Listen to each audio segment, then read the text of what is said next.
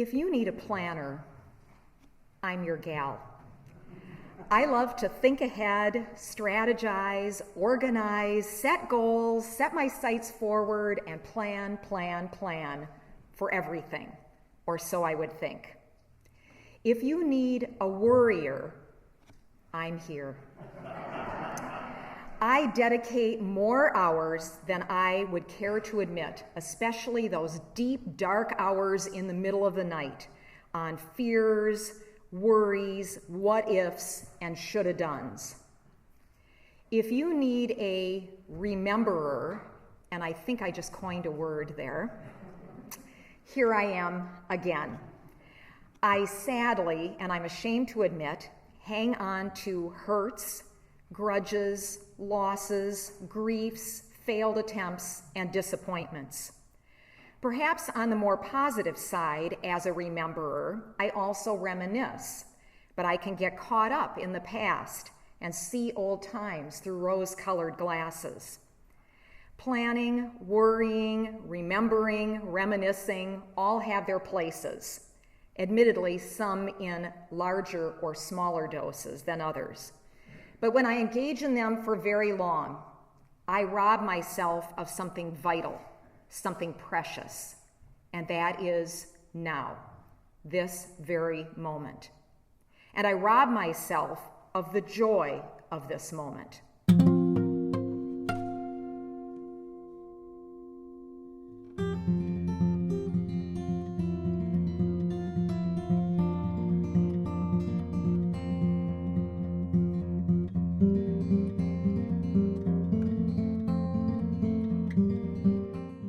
In a world where it's easy to fall into the trap of dwelling in the past, with regret, or through rose-colored glasses, or being preoccupied with the future, through our plans, or plagued by our worries and fears, how do we find that elusive joy, that sense of real happiness?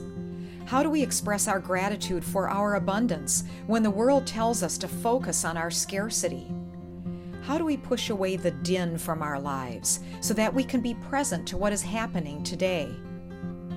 How do we become joyful and grateful, even when today seems difficult and the path uncertain? The darkness of our pain can reveal the light of new understandings about abundance and joy. You see, I've had some 13 or 14 or more surgeries in my life. I've kind of lost count. Since age 29, I have had a series of life-threatening and life-altering illnesses, one right after another, including, but not limited to, these are the highlights, 2 breast cancer diagnoses, a weird melanoma that lacked pigmentation, 2 benign tumors, one in my brain and the other in my thoracic spine, that caused me to spontaneously become paralyzed from the chest down.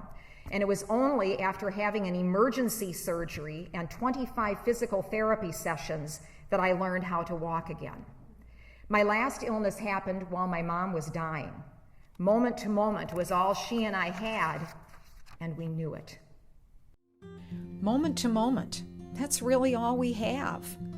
Therefore, it's vital that we give ourselves the gift of now, to allow ourselves to live moment to moment. By doing so, we have the ability to remove the clutter and distraction and to fill the dark, empty spaces of our lives with the things that are life-affirming, joy and gratitude.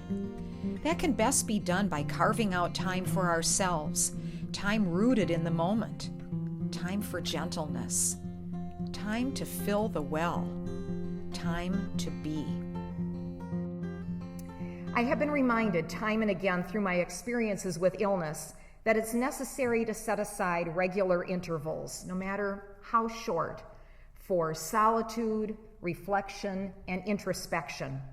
It is while in that sacred place of simply being that I'm able to restore myself and see life for its goodness, no matter what is happening around me or what is happening to me.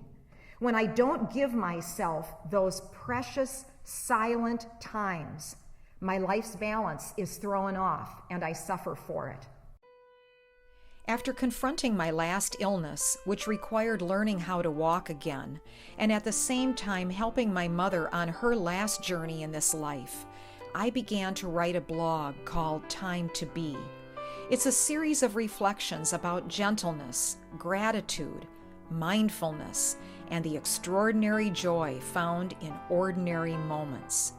Some of my earlier blog posts have been compiled and published as an ebook, also called Time to Be, available through Overdrive, the Wisconsin Digital Library System. In March of 2014, I wrote a blog post called Saving Grace, Saying Grace. It reads, "Our pastor spoke about grace one recent Sunday, which in the Christian faith is the unmerited receipt of God's love. I think of the many blessings I have received undeservedly, blessings that have come about through God's love. I've been given a most loving and supportive husband. I have survived countless serious and life-threatening illnesses. I had a wonderful mother and father. I have a warm and comfortable home in a safe and pleasant neighborhood. I have plenty of food in the kitchen, so I will never go hungry. I have loving friends who bring me quality of life. I have a job that challenges me, excites me, and enriches me, and I'm surrounded in the workplace by good people. I have no needs, and I dare say no wants. I am truly, truly blessed. I didn't earn any of those things. They were and are gifts. So as I begin and end each day listing 3 things for which I am grateful, I focus today on the many blessings for which I played no part in their making. They simply are, and for that I say grace." Everyday life is filled with blessings. In my presentation, you will take away practical tips to help you identify the blessings in your life. Find joy, embrace gratitude, reside in the present, quiet your mind, follow your heart, honor your intuition, and preserve time for simply being. Release your focus on the past, shed your projections for the future, push away the bombardment of messages that drain the spirit, and live for today, this very moment, with joy and gratitude.